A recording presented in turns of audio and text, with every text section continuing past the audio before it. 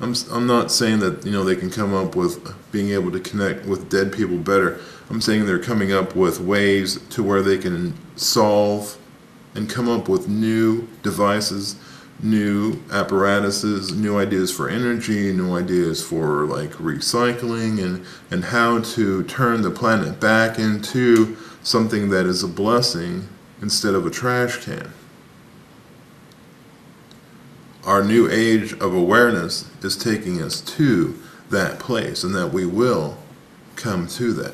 But see, as more catastrophes begin to happen, the psychic energy and emotions go up, you know, synchronized with the increase of the catastrophes.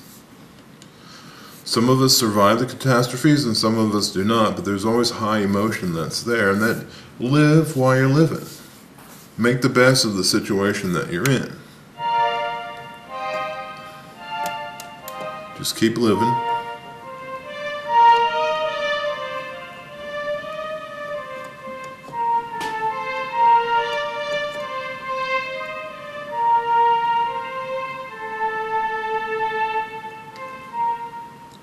So when you see something that is a psychic experience,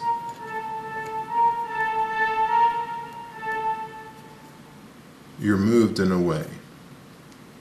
And when you're moved, you're open to channel, as I'm just doing here, as I'm playing. When you're around psychic centers like Stonehenge, the pyramids, and the other phenomenal places that people are moved spiritually, the places out in Arizona like Sedona, where they have the vortexes, you can start conceiving ideas that can solve problems that are in your life. You just have to be open to channel. Open. Don't worry about how you're going to get judged.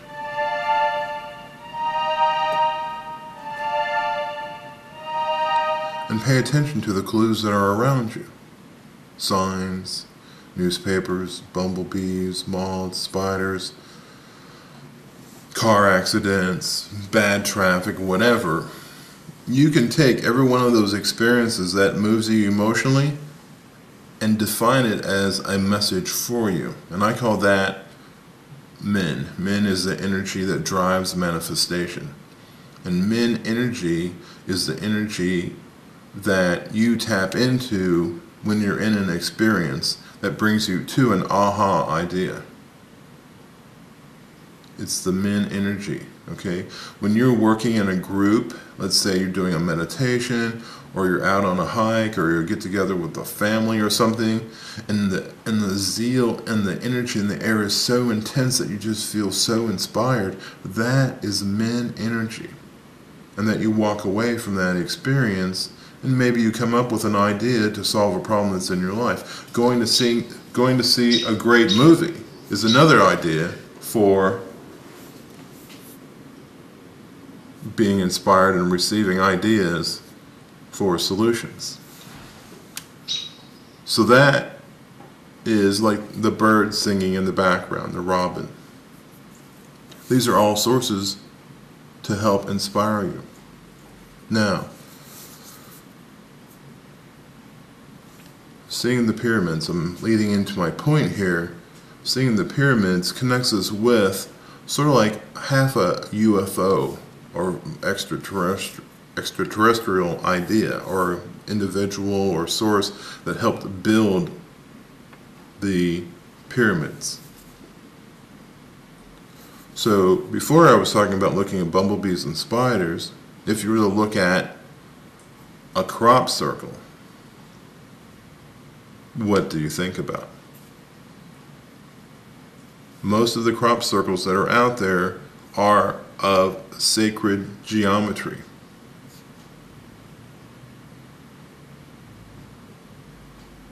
Sacred geometry. When you view this sacred geometry, you're put into a mindset, and perhaps your biorhythm and your mood and everything else within you changes also. So by looking at this crop circle,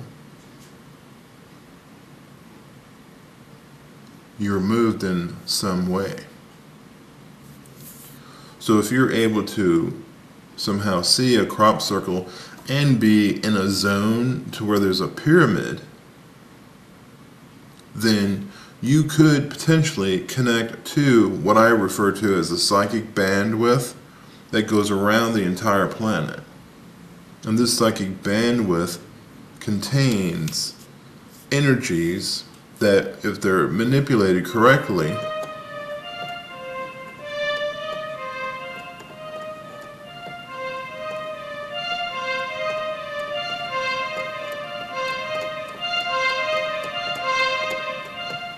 you can come up with ideas. So the crop circles aren't just some type of alien graffiti that some alien's kid decided to take, the speeder out for a weekend, go spray paint something in our crops, and then bail before anybody notices. There's an intent to convey a psychic experience that's really more of a template for conduct. So when you're looking at these crop circles and you have psychic ability and you recognize that you have psychic ability, open yourself up when you're looking at the crop circle, just like you get opened up and inspired when you go and see a movie that really moves you, like Avatar is moving everybody right now. People are moved by that experience. You can get yourself to a place to where crop circles and other things that are outside of the norm of our societies, you can gain an intellectual foundation that can support you solving problems in your day-to-day life. So again, back to the pyramids. The pyramid, be it one that you can hold in your hand or one that's like 1 trillion tons that was designed some years ago, convey psychic energy. So when you see pyramids show up in your day, whether it's out of a magazine, something on TV, you see it at work as a part of some kind of presentation, that is your guide, your spirit guide, your divine source,